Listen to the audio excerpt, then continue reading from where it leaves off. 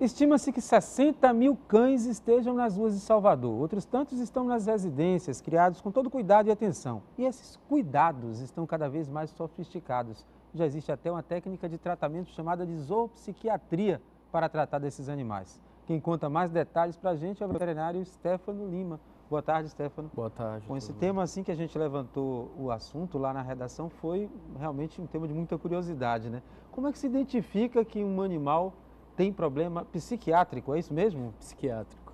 O que seria um problema psiquiátrico de um cachorro, por exemplo? Então, qualquer distúrbio do normal ou do natural do animal passa a ser um distúrbio psiquiátrico, que é passível de tratamento. Por exemplo, violência demais? Agressividade exacerbada, compulsão, obsessão. Depressão também? Depressão, sim. Aí, uma outra curiosidade, como é que se desenvolveria uma sessão de zoopsiquiatria, né? Que pelo material que a gente leu aí, dura de 1 a 2 horas. No mínimo. E como é que se dá essa relação entre o terapeuta e o paciente? Funciona muito próximo da pediatria, porque você não tem uma comunicação verbal com o seu paciente. Então você vai colher os dados do proprietário do animal e esses dados você tem que fazer uma leitura dele, né? E você observa também o comportamento desse animal no consultório e através desses dados você vai fazer um diagnóstico. Ao contrário do que se pensa, quando se fala em zoopsiquiatria, se pensa às vezes no animal sentado no divã e o psiquiatra conversando com ele. Não, a gente não tem como fazer isso porque o animal não tem uma linguagem verbal, Mas só não verbal. A interferência pode chegar, por exemplo, ao ponto de se ministrar medicamentos, tarja preta, por exemplo, para os cães? E essa, inclusive, é a principal diferença de uma clínica de comportamento, de uma zoopsiquiatria para um adestramento. Como veterinário, sabendo da farmacologia, às vezes eu entro com uma interação medicamentosa que vai desde um floral até um medicamento de tarja preta, um benzodiazepínico. Stefano, não existe diferença de comportamento, digamos assim, por conta da raça do animal? Por exemplo, dizem que os pitbulls e os rottweilers são muito agressivos e outros animais são mais mansos, como os pastores, os alemães. Isso também não influencia no comportamento do cão? Influencia, inclusive porque alguns animais foram desenvolvidos durante décadas para alguns comportamentos.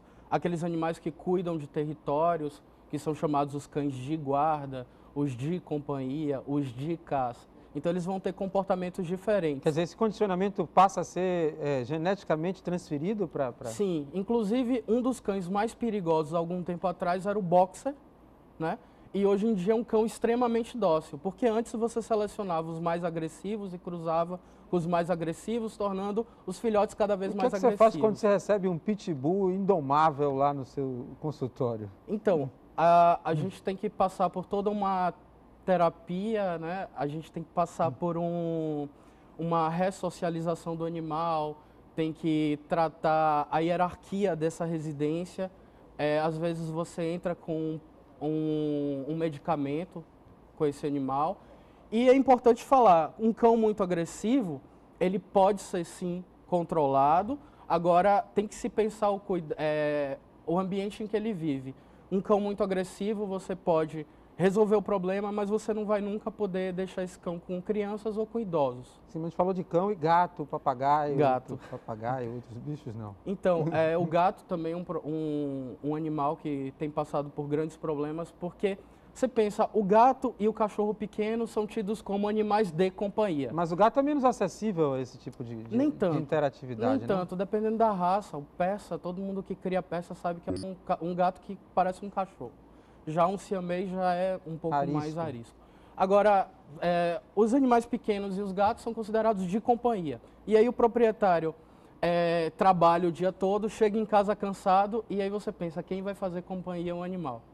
Ok. Obrigado, Stefano, pelos seus esclarecimentos. Aí, para quem não sabia, para quem tem um cachorro problemático ou um gato problemático, é só procurar o Stefano aqui, que ele ajuda a resolver.